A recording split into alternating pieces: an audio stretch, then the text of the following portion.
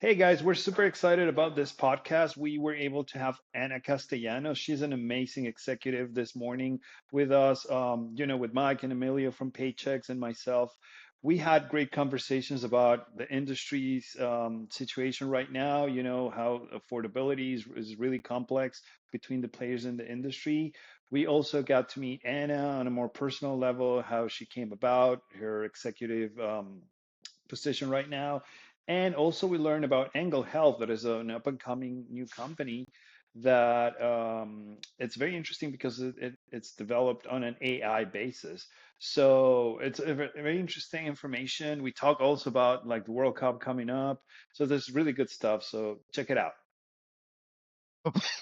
Nice studio you got here, Eddie. Nice studio. Yeah, yeah. Yeah. Hey, Anna, good to see Hey, you. Anna. Welcome. Good to see you. Finally, we did it. We're excited to talk to you. Yeah, we made it finally. Thanks for your patience and the madness with the schedules. Yeah, that's awesome. So let me introduce you. I think you met Mike and Emilio quickly a couple of years ago, but let me introduce you, okay? So Sure. Mikey, Emilio, I've met Anna right about the time, Mike, when we started with US Health.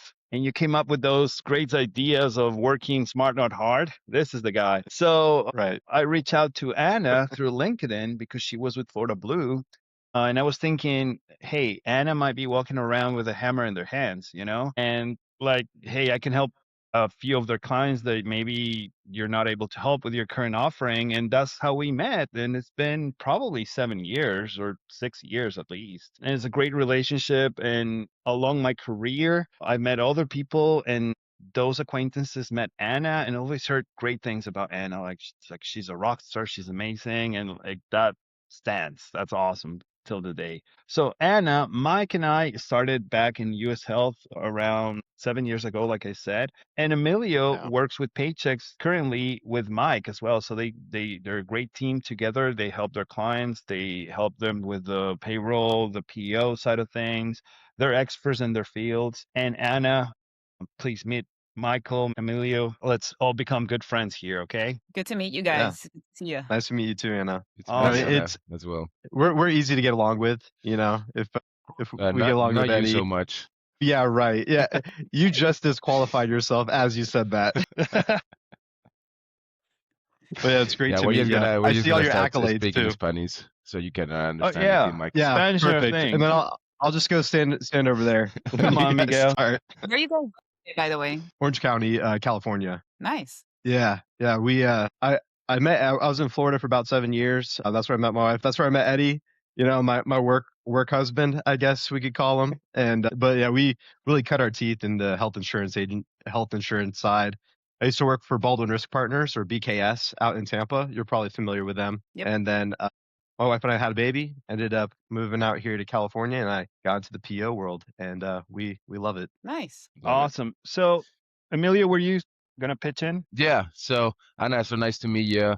I've been with Pixies for 4 years now, and my background is nowhere near health insurance, payroll, nothing like that. I used to play basketball back in Spain, moved to the US to pursue a MBA, and now doing my doctorate in the same university while I'm on the PEO side. So really been enjoying working with Mike, working with Eddie, and just helping all these businesses because in California, there's so many things that a business owner needs to know and be aware of, and that's what we do. We help those businesses, especially to mitigate their cost of health insurance on the long run and compliance and all that good stuff.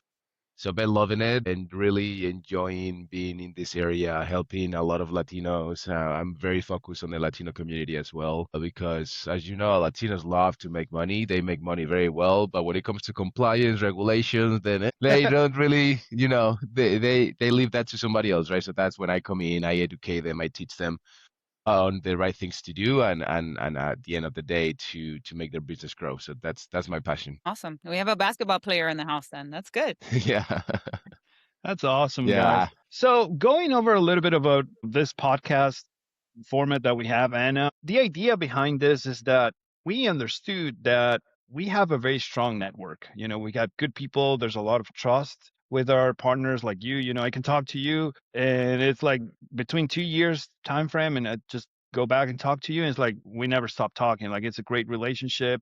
And I think that those partners really, really add value to the market and to our clients. So the idea behind this is to get to know the person, how you come about the industry, how you feel about it, how your family feels about your work, what do you think you're doing. So a few questions about, getting to know you. And then we can talk business like a little bit at the end about what we bring to the marketplace. So that's what we're doing. So people get to know us and we are placed as experts that we humbly are in helping people. Okay. Yeah, yeah, sounds like a plan. I think I can cross all of those boxes for you and have some good things to share today. Awesome. So it's very casual. We're going to talk about you mostly, and we can start, right? Yeah, I guess I'll start with formally introducing myself. So, Ana Castellanos, born in Venezuela, half Colombian, immigrant family,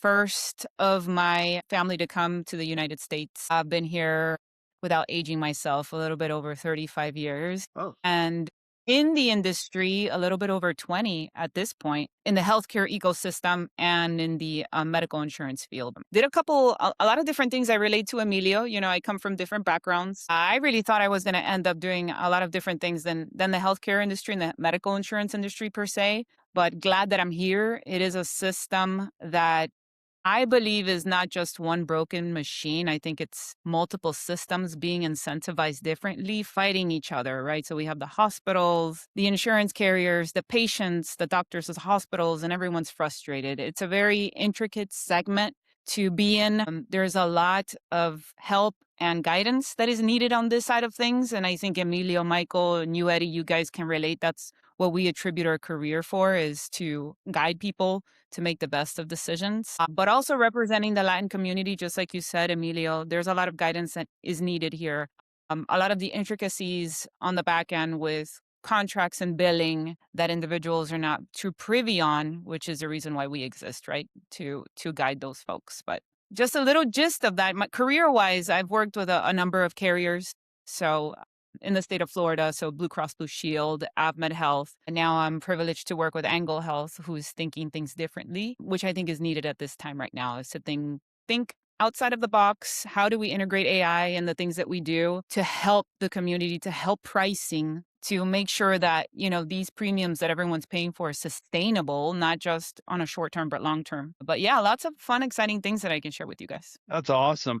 Let's talk a little bit about you, Anne, as a person. Okay. Sure. Are you ready? I'm ready. Okay, I mean, let's go. is next week. I'm ready to go. So World Cup is going to be here in Miami. Oh, I live in yeah. raised in Miami. So there's a lot of fun things that we're doing here. Formula One just happened here too, and I was there, and it was the best experience Nice. I've ever Can you had. believe, Anna, that the first Spain game is on Monday at 9 a.m. Yeah. Monday at 9 a.m. I'm gonna be on a meeting. I have my TV right next to me, so I'm gonna have to put it on while I'm on a meeting watching it. But Just have it on your it's iPhone, like unlucky. Yeah, maybe my iPhone or something. So unlucky. Spain is a very strong team, Emilio. Oh yeah. Yeah, Oh yeah, we'll we're see winning this year. surprises. I'm sorry to let you guys know, but we're winning this year. Yeah, like I love it. I I love the think confidence. Ecuador is going to bring a lot to the table. They have really good, Oh strong yeah. players. I think it's the best team we had like forever. We have players playing in Chelsea. We have two of our Ecuadorians players. They played the Champions League last week, so they're really I good. didn't know that. Yeah. They're really good, man. Especially Did they play for the PSG or? for both. When Piero For bo- Hincapié, he plays for PSG, and there's another Oh, he's guy. from Ecuador. I didn't know he was. Yeah, he's from Ecuador, Interesting. and there's Okay. another guy also defense. I forgot his name, but he played for Arsenal. And we got Moises Caicedo. He plays for Chelsea. He's one of the best players in the world. Yeah, So no, I it's mean, good. I'm not about soccer a lot in day to day, but Okay. the World Cup is amazing. Like it's just such Yeah. a showstopper. I think it's the best event sports wise in the world. Oh, I agree. The Like I countdown is agree. out there. Listen, we have the Bayside, so the downtown area. We're Yep. expecting at least 30,000 people to come out every single day starting Thursday. It's crazy. And they're interesting crowds. It's not like spring break. Like it's not like that. Those crowds. They just kind of love the stuff. It's a good vibe. It's a good vibe for sure. Yeah, that's Yeah, awesome. Emilio, what was it? 2 years ago, You're at a bar when Spain was winning against the Dutch or something, and Yeah, it's yeah, that only was you fun. guys, and you're all cheering. Yeah, yeah, that was a good time. That was a good But time. I can tell you're competitive about it. I love it. Dude, I've been playing basketball since I'm 6 years old, so I'm the most competitive person you can come across. Awesome. Love that, Yeah, man. that translates to work as well, by the way. Yeah. There's no way to disconnect that, man. All Mhm. right. Okay, let's talk about Anna, not the World Cup. All right, my Oh, yeah. friends. So tell me a little bit about you, Anna. Like, how do you end up in the industry? Was it like intentional, like, or this kind of like a stumble upon? It was completely unintentional. And if I tell you where I would have ended up, you guys would probably laugh and say that was a childhood dream. But I was supposed to go and study aerospace engineering, and I had an internship to work with NOAA, which are the folks that go into the hurricanes Yeah, and the people that go in there in an airplane and measure lots of different things and then come back and give that data back and, analyze it. I worked with one of like the top hurricane analysts in Miami, and I was only probably like 14 years old when I had that opportunity. So, being an immigrant at that time, I had to let that opportunity go by the time I graduated. But, if it wouldn't have been because of that, if I wouldn't have had so many hurdles as a child, being an immigrant and trying to make it here, to be legal, I think I would have probably done that. I would have probably, just wow. escalated to Nassau because that's where I was headed, which is crazy to even think. But I stumbled upon the insurance industry. I think I've sold since I was a baby. I mean, I sold lemonade in front of my apartment building when I was 6. So I think selling to me just became a natural habit in any which way possible. And, I stumbled upon, different companies. I sold cell phones for a while and, beat everyone to the punch there. And then stumbled upon the insurance world. And I think this is where people really need help. And I stuck with it. That's very interesting. Like, so almost a rocket scientist. Yeah. So in that case, we wouldn't have the chance to meet you, Anna. So I guess, it worked out Yeah. for good for us. It It worked out for the better. We're all meant to be in where we land, so couldn't be Yeah. happier. You never know those paths, whether they take you home. For sure. All righty. So my other question was, who was the person who taught you the most early in your career? I mean, I think at this point, if I look back, I've been blessed enough to have a lot of executives as my coaches and mentors and have been open enough to, teach someone from a very young age, not just someone, but a Latin Hispanic, woman coming into the field, not only to teach character, but to, show me the ropes per se. I've had a lot of healthcare executives shape my day to day. I mean, just this morning, I received a call from, someone who at the Blues who is very esteemed to me. He's been in the industry for over 50 years and, we'll touch base a couple times a week and he's my coach. He'll call me and say, what's going on? Even though you may have left this company into another opportunity, how can I help? What's going on over there? What do you need help with? Those type of people that are open and receptive to building and shaping your future, I think are so crucial. But I've been blessed enough to have all these, executive VPs and lots of leaders in South Florida shape my way in and outside of the industry too. Not everyone is, selling insurance per se, but and if I look in, at home, my parents, you guys can relate, when you have family members that have to change their life and come into a new country and figure things out for you so you have a better future, that's reputable. So I look up to them every day and, ask my mother for advice. I could finally tell my mom she can retire and she's with me now and she guides me on a day to day. So I couldn't be, happier with the support system I have. That's awesome. We love that. We can relate absolutely. That's the reason we're connected with Mike and Emilio. Like we still communicate after years because we created that bond that we trust each other, and I love that you refer as your former boss, executive, whoever as your mentor, because that speaks volumes about what you bring to the table, like respect and value and appreciation. And also going back to your parents, that is incredible because like people don't realize that like to come to a new country means like new bank account, new like way to how do you send a letter? You're like you don't even know those kind of things. It's always like a new construction of the being. It's hard. And if you're able to pull through that, it's hard to stop you. Realistically, like it's really hard to stop you, like it's like a training, like a boot camp for the future to be able For to sure. be in a different country and start from scratch. I always say that. And that's awesome. Yeah, I guess that's where we connect. That's You Awesome. right. know, Eddie, I've never really thought of that, that you guys have to come here and you have to essentially self-source and figure out everything. And we, as an American citizen, we are extremely blessed. And but I also think like that just helps you guys with a mindset of, hey, no matter what, we're gonna figure it out. Mostly because at the beginning, you guys have to, right? But it really, and I think that's why when immigrants come here, you guys can be so extremely successful because you're like, I have the tools, I have the resources, and I know I'm gonna figure out. It's just I've never even thought of that as you said Well, that, I, Eddie. I So don't think Yeah. we I have the appreciate that. resources or the tools. Sometimes we don't even have the language. So it's just a matter of figuring it out, right? So a lot of us, we come here and we're just on a new world with new everything. We need to figure out how to, like Eddie, you said, open a bank account, get a driver license, get a place to live, and negotiate and not get scammed because a lot of Yeah. these people try get you into places, especially now, the people try to get you into places, pay all this money, deposit, blah, blah, blah, blah, and then you end up, oh, this is a fake place, right? So it's a lot that you need to figure out, and that's why I think we are able to really succeed in any single field, any industry, because we put all of our heart to make it good and to be profitable and to make it happen. Which is sometimes what I see here. I'm working for corporate America is that a lot of people that were born and raised here take it for granted. They take for granted everything that they have, and it's It's sad, because but it's the reality. Yeah. we have that safety net, so to speak, right? Hmm. Like there's almost Yeah. not that safety net for you guys where it's like, hey, like no matter what, I need to make this work. And it's really commendable. Yeah, it's part of life also because if you look back, thinking as an American citizen, whoever, like you've seen for generations a certain like being stable for a few generations, so you don't worry about things. You don't need to go there. Don't worry, like it's just normal, Right.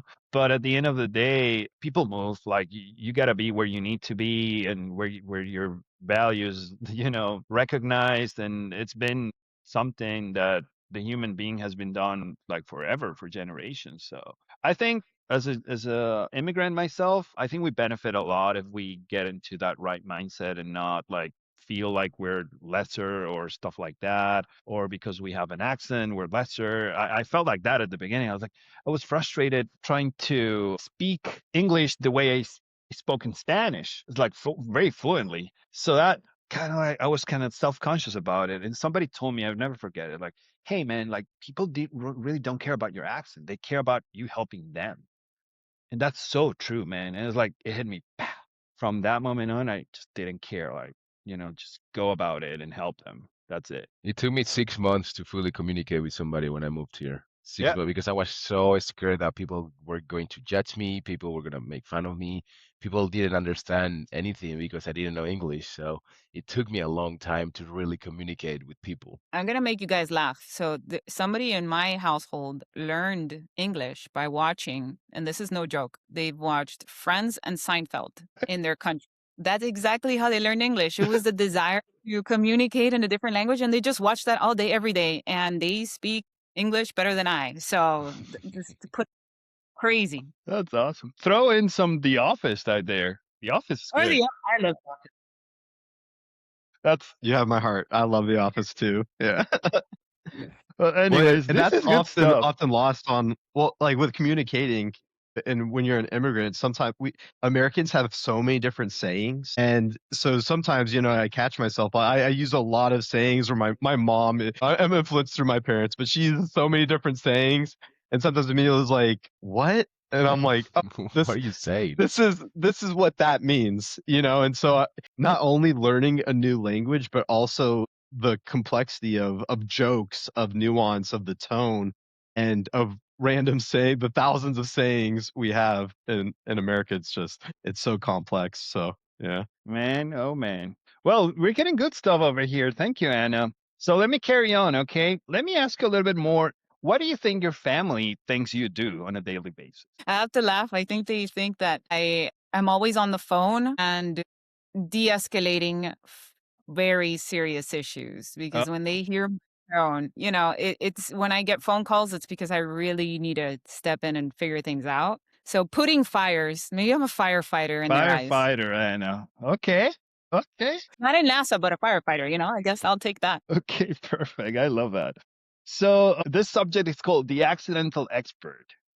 And the first question is, did you even know being in the health insurance industry was a career when you were in school? No, I would say not the slightest. I think when you hear the term insurance, everyone wants to run away from that word, right? Let alone work as a career in the insurance medical field or in the insurance industry as a whole, right? I think as a kid, you buy your car insurance for the first time when you have your first car, and then you learn the importance of having medical insurance and the reasons why. Either it's something that's carried on from your family that tells you, hey, we need to cover you, you need to have this just in case you need to go to the hospital. But when you're so young, you're not thinking about that, right? You're healthy, you're not thinking about you're not conscious enough to understand that health is a thing. I think more nowadays, I'm seeing that people are super health conscious, more so than ever before. I kind of wish I had some of that when I was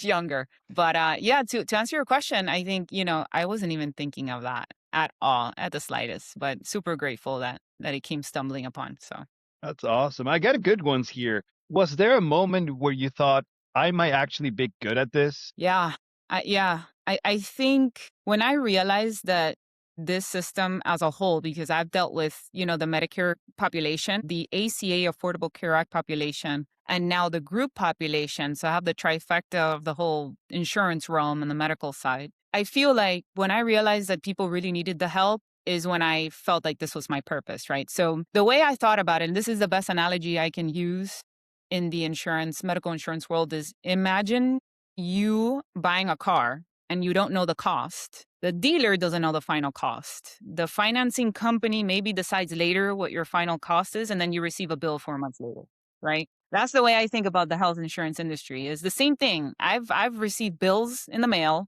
when I go to a doctor, and I said, "What the heck is this?" It's the norm more often than not, where there needs to be an educational piece, and that's where we step in, right? So when I was stepping into this world, I said I would get phone calls. I was a customer service agent, and these individuals were calling because they needed guidance.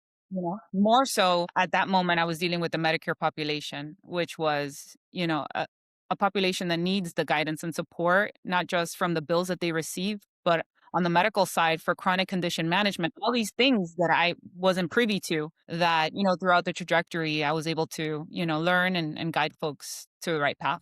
It's interesting. Very, very, a lot of insight from you, Anna. For sure. I have a, a few other great questions. Did you ever almost leave the industry? Yeah. So I'm a woman of many facets, I would say, because I don't just do insurance. So just so you guys get to know me, I'm an entrepreneur at heart. So I handle multiple projects at the same time. So I'm an investor in a liquor company right now, that's expanding in the state of Texas and Florida. So I do that on the side. And then I also do Airbnb. So I have properties that I Airbnb and manage myself. Awesome. Look at you. Yeah, so I try to dabble and do different things. I think, at the end of the day, we're all human, whatever makes us, tick, whatever tickles our pickle, if you will. But I think, I am the type of person that wants to continue to do different projects and open, different things. And I'm always open to new ideas. I love that. I didn't know that about you. That's very interesting. So you keep yourself really busy then. Oh yeah, oh, yeah. And then in my household, we have different projects that we're working on. I think it's like 6 to 7 at the same time. It's never less than. So it's always something new. That's awesome. Were your parents also like entrepreneurs, business owners kind of deal? Yeah. I think my father, from my Colombian side of the family, he came to the States and had his own car wash business for a while. Then I'm going to age myself again. We had a pager, beepers. I don't know. I don't even think people know what that is anymore. I But do. we had those. All right. We had one of those for a couple years, and he's had quite a few different, he sold final expense insurance for a while. Okay. So I think that's where that comes from. Yeah, that's a blessing. So because you growing up, you were not stranger to, I call it handling rejection. I think that's sales, and being able to help the person, but mostly handling rejection, because if you don't handle rejection, you'll be, like under your bed crying with 2 or 3 calls, like it really gets some people. Yeah, I agree. Yeah, but that's very interesting. I have a ton of questions I need to ask you. This is called the identity piece. It says, do you introduce yourself at parties as working in health insurance, or do you find a creative way to explain it? I try to find a creative way to explain it, not to narrow it down.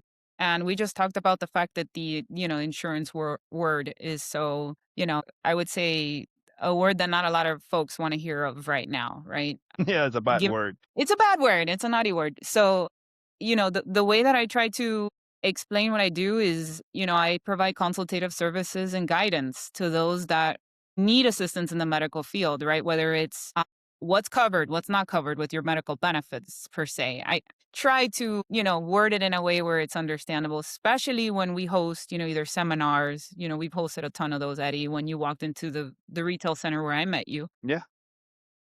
We used to have a lot of those, not just addressing the population, but, small business owners, individuals in the government here, that invite us to speak and to chat about, the importance of having medical insurance. So yeah, we try to word it in different ways so that it resonates to the community. Okay. So let me ask you, Anna, if you and I, we are at a bar and I come to you, hey, Anna, what do you do? What do you say? I give you advice whenever you are sick, and make sure that you have the benefits that will cover you when you have an emergency. How about that? Nice. Nice. I love That's it. awesome. I love What it. do you No, and think? that's, go We ahead, need to Mike. make it better, but I definitely not gonna pull out insurance. I sell serious. Right. Yeah. Yeah. It made me realize I need to work on mine because that's Yeah. way better. Your Amelia, elevator. go ahead. We need an elevator pitch. Come on, guys. For sure. Yeah. No, and No the thing kidding. is, a lot of times when I talk to friends, and especially in the PO world, PO is such a niche word, right? And a lot of the work that we do, we focus on large group insurance and how we mitigate that high renewals and that prices as well. So I never touch on the insurance part of things because of 2 reasons. One, because people don't really understand or what it does and what it do, but also the culture that we live in have put such a bad name to the insurance that if you tell somebody that you are in the insurance world, they look at you weird, like, oh, okay, so you're a scammer type of thing, right? So I definitely don't want to be seen like that. When I talk to my friends and the people in my environment, I just tell them, hey, at the end of the day, I'm a business consultant. I am just helping businesses grow. And we have a lot of areas, right, where we can look into it. So depending on the business, we can look into the technology, we can look into the HR, we can look into the insurance part of things. So it really depends on the business needs, right? So at the end of the day, not really focusing on the insurance because that's not really very appealing, I will say, to a lot of individuals. Yeah, that's very interesting input. Yeah, there's something that you said there that reminded me of this story. So when I was waiting tables and then I got recruited to sell cars, right? So no one likes car salesmen, right? And so doing that is where I met someone that worked for Usha, and he was bringing all his agents in. You know, they're buying all these fancy cars, and I was like, oh, well, that looks pretty cool. And I remember talking to my ex's mom at the time, and just talking to her about potentially looking into health insurance. And the thing she said is the only thing worse than a car salesman is an insurance salesman. And it just like hit me. And I'm like, and I kind of took that personally, right? And because people do judge you for all of the problems of the industry, right? And it's Mhm. like, no, like I'm still the same person. I'm moral and ethical, and I want to make sure that I'm relaying that and being the guiding light so that people don't get duped by the people that give the insurance salesman a bad name. But yeah, that just hit it right on the nail or on the head, Emilio. It's just It's I hate that negative connotation. Mhm. Well, you have to acknowledge and own the elephant in the room, Mikey, and like it's there. For example, in Florida, I think there's like 80,000 agents. It's ridiculous. Like, are Wow. those 80,000 trying to help, or just they're in it for to make a buck, however they can? Because think about it, the barrier to start a business is really high. If you want to put like an island on a mall, how much you need, Anna? You're probably really good at this. Like maybe you need like $30,000 to begin with a little island, and to pay like overhead, and to have like a point of service machine, like stuff like that. You need 30,000, 50,000 to start a tiny business. I mean, 30,000 in 2017 is what we paid for to be in a mall during the holiday season. So I can imagine now. Wow. So Yeah. we're talking like maybe a Wow. quarter of a million then, if you want to do something like sustainable. Now, on the other side, if you want to start a business in health insurance, you need like $400, you know? So, and you need to pass a test. I get it, stuff like that.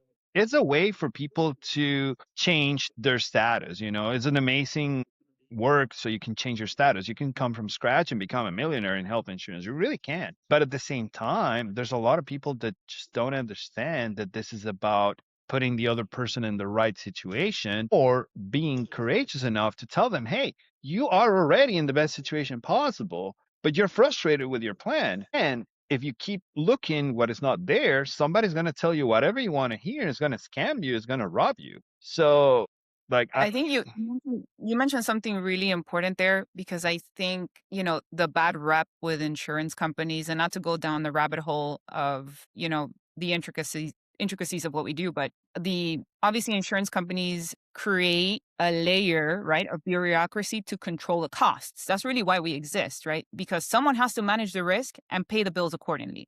But I see often where people, not to choose sides or not, whatever political realm you sit on, is, you have the hospitals, the payers, the doctors, and then you have the insurance companies, and it's all like everyone's pointing fingers at each other, instead of coming into agreement that there are things that need to be addressed for the consumer at hand. Because at the end of the day, everyone's being affected by it, whether it's the insurance company, the doctor that's providing the mhm, service, mhm. or the consumer that's receiving the service. So I don't think that individuals, and this is why we exist, they know how big this realm of the insurance world is. And we can go down to the nitty gritties of the prior auth process, step therapy for medications, how to outsource medications to save costs for consumers, network restrictions. There's so much at hand that I think people don't understand, that it's not just, hey, you are giving me a bill that's 15% more this year. Why? And then the doctor is saying, hey, I need more money because there are more people coming in here, and we need to hire more internal staff to be able to, manage whatever's coming in. So it's just this really intricate system of, we have a lot to figure out, in other words. Yeah, and also creates opportunity, for people that know how to trust, how the trust works, to become really successful. Because when there's turmoil, that's when you make your money. I think I really believe like things are like that. It's hard, and you can make a good business, and you can help a lot of people. Just it's a challenge to separate yourself from the crowd, like Emilio said. Like it's really a challenge from my standpoint, at least. And going back to the question, whether it's individual relaying information to individuals or even business owners about, you work with a level funded plan, what do you think the hardest idea is to get across for someone to understand when it I comes think to health insurance? I think the hardest idea to, I guess, come across is that we're kind of all, or I guess making someone understand that we're kind of all on the same page, or we're on the same side. And it's tough to explain that when there is a dollar sign attributed to the service that you are rendering, right? Because at the end of the day, that individual has to pay their medical insurance bill to get covered, right? And what that dollar amount looks like on a monthly basis, we're dealing with folks that have to make a decision whether they stop paying other bills to pay their medical insurance, or they go uninsured. That's today's day and age. So the hardest part is making people understand that, just like you save money for a rainy day, you never know when you need to go into a hospital. You never know when there's a condition underlying at hand that's going to be the end result of you having to go and get treatment. So the what ifs and the hows, I think, get in the way, right? And then a lot of people don't understand. Well, I don't need it now, or hey, I'm as healthy can be. I'm not going to need it anytime soon. Well, you don't know that, right? There's so many variables to life that I think being prepared, I think, is never a bad idea, right? Just like people save money, just like, you have your car insurance, or, whether it's mandated or not, there are things that you need to have as a safe scape. So I think hopefully that answers your question. No, I love it. Yeah. And, and with the introduction of the ACA, I know that's tough because I totally see the intent on making sure all pre-existing conditions are covered, but that also comes at a cost because some people offset those treatments and then they can jump in during open enrollment and then have everything covered without putting anything towards the bucket, so to speak. Hmm. What are your opinions on the ACA and how you've been able to kind of teach people about that and how it's worked? Funny enough, I started before the ACA took place. So I was involved in the manual underwriting for individuals, not even groups. So, I was involved in the sales. I wasn't making the sales happen at the time, but I was involved in the process of reiterating the denials as a result of, hey, there is this, pre diabetic condition, there is this heart disease, we cannot insure you. To say no, we cannot insure you to someone, for someone that needs it, I don't think it's not fun, right? When individuals need support, you can't be there for them. So I think that's when the ACA stepped in and said there needs to be some sort of regulation for individuals that need coverage when they need it the most, right? The underwriting process isn't going anywhere. We still use it at this day and age with our level funded plans, with small group businesses, large group businesses, ASO, whatever the case may be, we still need underwriting. But at the very least, I think the ACA came into play at the time where, individuals with conditions and individuals that needed insurance the most were able to obtain it at a lower cost, if there was a cost at that time. I get this question all the time. We work on PO, so we have our own master underwriting, and with a level funded plan, you too as well. And sometimes we decline them, and we get the question, "Well, what do you mean you declined me? You have to insure me." And it's like, no, we don't. You have other options to go to, and they're going to be more expensive, but that's the reality. How do you kind of navigate those? If you come across that, how do you kind of navigate that? Well, where I'm at right now at Angle Health, I would say our denial percentage at the moment is at 60%. So if you really take that into consideration on our day to day, we only approve 40% of the business that comes in statewide, at least in the state of Florida. So there's a lot of no's to be had and a lot of no's to be delivered. But I will say this. With a company like Angle that is able to tell you the reasons why you are getting a no, I think is crucial. I think, every insurance company needs to give the foundation of a no so that the group or individual, is able to understand what they need to do next in order to live a healthier lifestyle, or if there is a condition to be had, how to manage that condition. This company, Angle Health, does do a very good job of giving a health scorecard. That's what it's called. And it tells you exactly what the top 10 chronic conditions are for the group.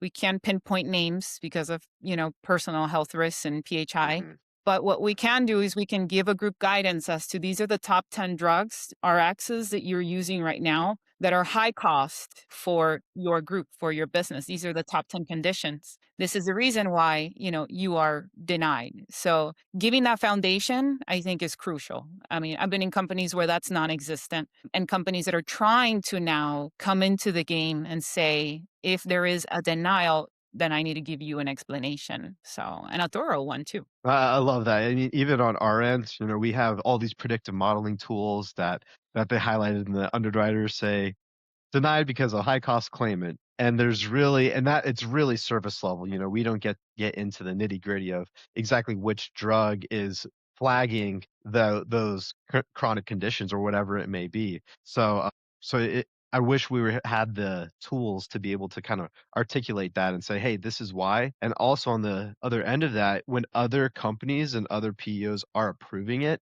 so that should put up red flags. They should not be approving this. You're going to be underwater next year because of X, Y, and Z, right? So it really just helps.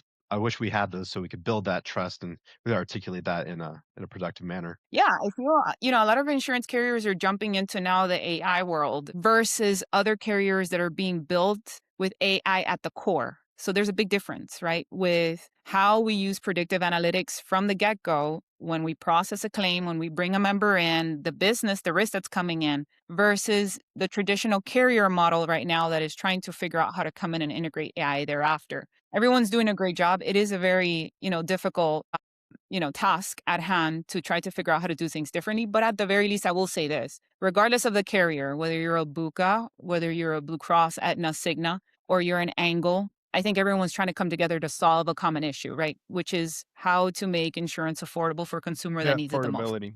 Right. That's the main conversation this year and the past year, and it's going to be for the following years. But you touch a really important thing. One of my questions is actually related to this. What do you think is an actual trend in the industry that you feel it's like overhyped, or is not something that's going to stand for a long term?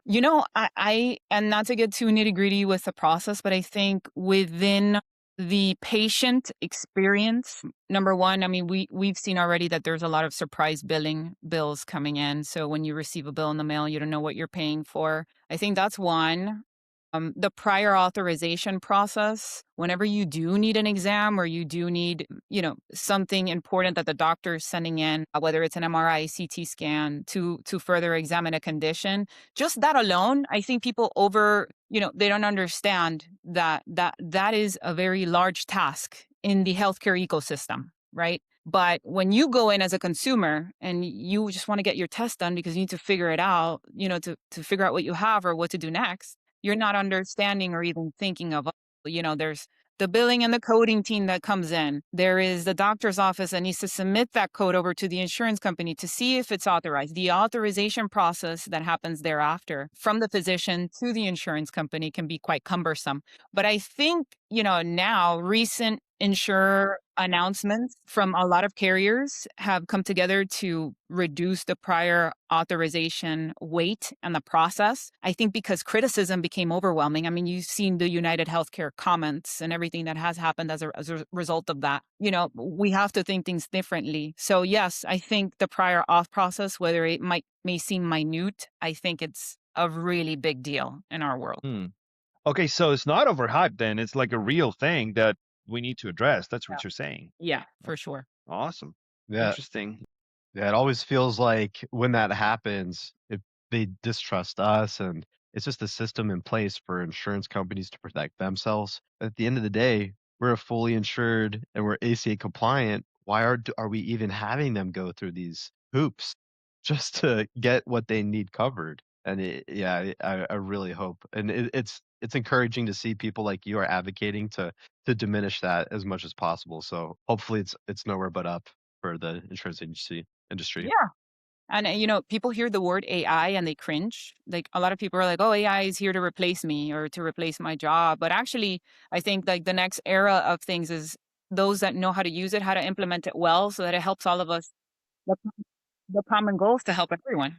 So Yeah, we're dealing with a lot of changes. I don't know if you noticed in the past weeks, there was a couple of commencement speeches. I think one was given by the former CEO of Google. And the moment he was talking about AI, all boos, boo, boo, because this new generations, they're up and coming. They work hard, they graduated, but they're feeling that their jobs are going away. So like a commencement speech being booed, that is something to notice, yeah, I agree. I think, everything can turn dangerous, right? I think if overused, over abuse or overuse. But I think, there are definitely so many good things that could come out of it. I just think that whether regulatory or not, it is our reality where it's here and it's not going anywhere. We need to figure out how to work with it so that it enhances what we do on a day to day versus replacing us. Yes, become like Exactly. a potential. Right. When cars were introduced, people were afraid that all the horses would go away, right? So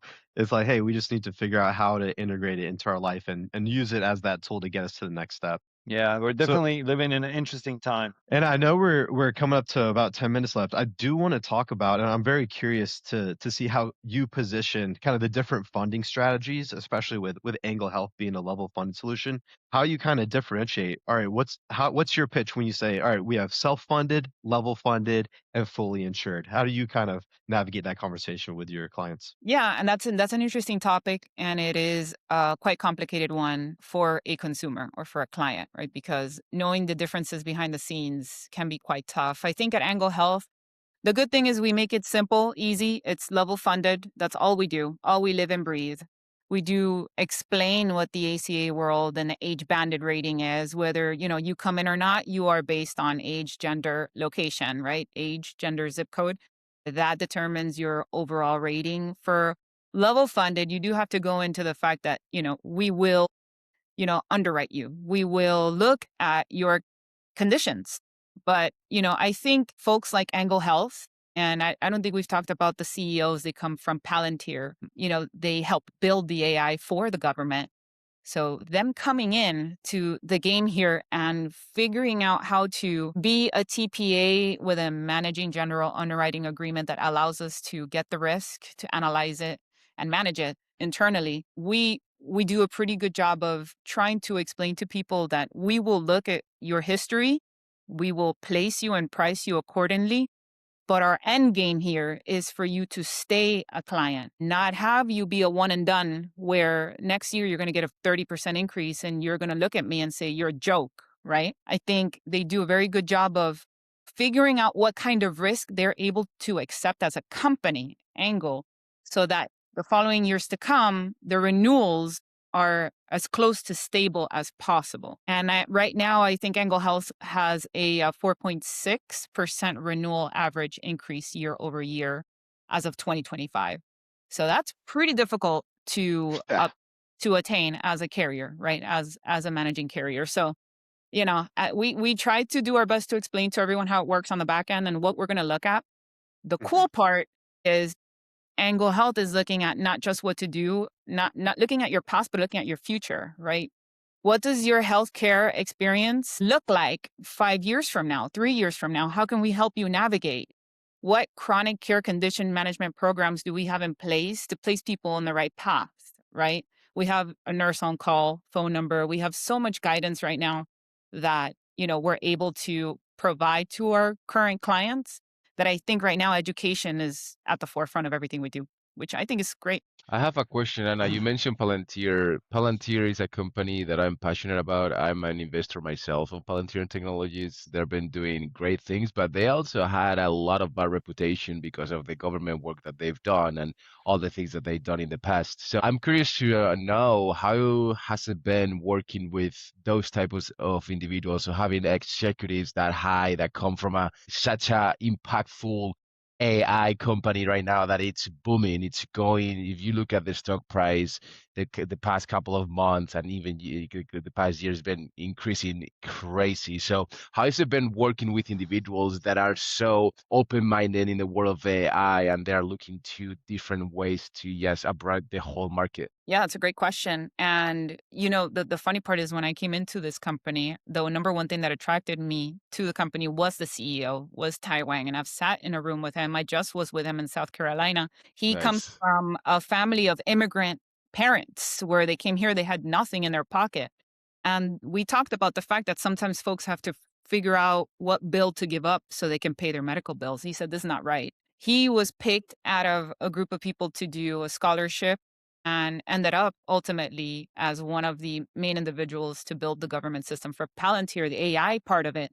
And I think obviously the scrutiny comes behind, how much access is access, is too much, too dangerous. And, we can have another podcast and with another hour to talk about just that alone. But I think the way he revamped it, Ty, our CEO, to help the medical insurance side of things, I think that is what was needed. I think that vision as a whole is what is right now everyone should be paying attention to is, not just the access and the AI piece, but how to ease in the burden of the hospital systems, the insurance model to come to an agreement to be able to cover people at a lower cost. There has to be some sort of agreement. And whether that's integrating, government technology, whether that's integrating, a payer system that's different, unlike anybody's has ever done it, then we have to think differently, right? I think that's the only way we can make a change. So Angle Health is a Yeah. pioneer in this sense. Yeah, they're not just a pioneer, but I think they are the ones that are bringing everything together at the moment. That's very interesting. How are they incorporating the AI? Are they looking as a risk basis, or the interface between hospitals, doctors, and insurance agencies to communicate? What's the angle there? There's many angles to angle, but I think the coolest part that I can say is they have their own proprietary tools and system that work in conjunction with other already existing systems that Paychecks might use, that the BUCAs use, the Blue Crosses, Uniteds, Aetna, Cignas. So using their own proprietary tools in conjunction with what's already been in the market and figuring out how to marry the two to get the right information that we need for, I can say this for any sort of industry, whether it's claims or whether it's the underwriting piece of it. We've already built it in from the get-go, which means it's already thinking about what we are not thinking as humans, right? So I think, and then we have the humans to come in and verify the information that we're receiving. So we're not just like doing things on a whim here. We have, hundreds of people employed to make sure that the decisions that we're making as a carrier, whether it's outsourcing a medication, whether it's looking at costs from a claims perspective to all the way up to the rating for the group, we're involved in all of it. And the AI is involved in all of it. So I think that's a pretty cool thing where both can marry and, can come to a solution. That's so interesting. That's wild. Yeah. No, I would have never have thought the application, because the AI, it can be shallow or it can just be extremely deep. And so it seems like it's just going to the depths to really, and I love that it's from the inception of it. So it's not this artificial thing that's layered on top of something. So it's just curating everything to have it think for creative solutions for us. Because that's honestly, at the end of the day, we are here to figure out creative solutions. And so if we can kind of train the AI to look at all the information and think for us, I think that is such a great application for it. For sure. That's awesome, guys. So a lot of nuggets here in the conversation, and I'm so grateful that you attended our meeting, Anna, that you give us all this good information, that you also give us the opportunity to know a little bit more about you and how you came about. And, I think we're going to wrap it up real soon. And just, thank you to Emilio, thank you to Mikey, and thank you, Anna, for, sharing your time with us and telling about Angle Health. Is very interesting value proposition. And yeah, we're going to be here so we can collaborate. We can quote with you. I'm working with Emerson Rogers, so it's always like an option to quote with you. And please keep us in mind also if you have the needs, or one of your clients have needs to work on the payroll side of things or the PEO side of things. These guys are amazing and they're trustworthy. So, and we work throughout the state, so we're here to help you as well. Yeah, shout out to the Paychecks team. I've worked with a couple carriers and you guys have had the biggest blocks of business and we're able to maintain and keep your clients happy. So shout out to you. I've been exposed to you for a long time. So happy to Awesome. be. Great to hear. No, we love that. Are you working, because we have our own Paychecks insurance agency. Are you where are you able to go in California? Where are the limitations? Are you only in Florida? Because now Emilio and I, we want to be able to use you in the case we get a declination or we need to, because we can carve out on the PEO side. We don't have to do the medical. So we'd love to know Yeah, that. there's a couple of me in the nation. So there's a couple of me's. For myself, it's just the state of Florida. We can indeed write other states here. So if there's someone that comes to me that is in, I don't know, Texas, if you will, we can write the business. But I only take care of the Florida realm. But there's a couple of me's, and I'll give you guys the information so that you guys know who to reach out to, depending on the state. So let me ask you this. If I have my client in Texas, me being a broker here in the state of Florida, and go through you, will you refer me to the Ana Castellanos of Texas, or you will be able to deal with it? I'll refer you. We're all pretty cool people, though, so no worries there. I'll get you to the right person, and we'll help you out. That's for sure. There's only a few of us. That makes sense. Okay, Oh, perfect. I know we're at time. What carrier, what network do you guys use at Angle? Thank you for bringing that up. So it's funny because we have so many carriers. So we have Cigna. We've had Aetna for a while. We took a pause from that. Now we're focusing on some more local niche networks like Know Me Health. I don't know if you guys ever saw them when you were doing your COVID swabs back in the COVID days. Know Me was the biggest one that was taking care of folks during the COVID phase. So they have their own network. So we've contracted them, PHCS, and Yep. so many around that, and there's some new things that are going to be released from the Angle side. So just stay tuned because the network realm is just increasing and growing. So Is it a pick and choose the network, or is it like holistically like, hey, like you can access PHCS or PCHS and Cigna and all of them? yeah, Angle Health wants to be the network of networks. So we give the option based on the I rate. love that. Yep. Nice. That way they can't come back. I hate Aetna. I hate UHC. You're like, oh, great. We get to layer this on top of the level funded solution and then get you the network you want. That's awesome. That's right. All Well, right, Anna, you it guys. was so great to meet you. Eddie, thank you so much for setting this up. I think we're going to get to know each other pretty well, and hopefully, we can talk offline and get to know each other a little bit better. Cool. Thank Awesome, you, you Anna. guys. So great to meet you. So good to meet you guys. Thanks, Have, Eddie. have an awesome weekend. You're very welcome. Thank you for your time, everyone. Yeah, let's go. Yeah. Have a good All right, weekend, guys. everybody. Have a good weekend. All right. Bye. Talk to you soon. Bye, guys.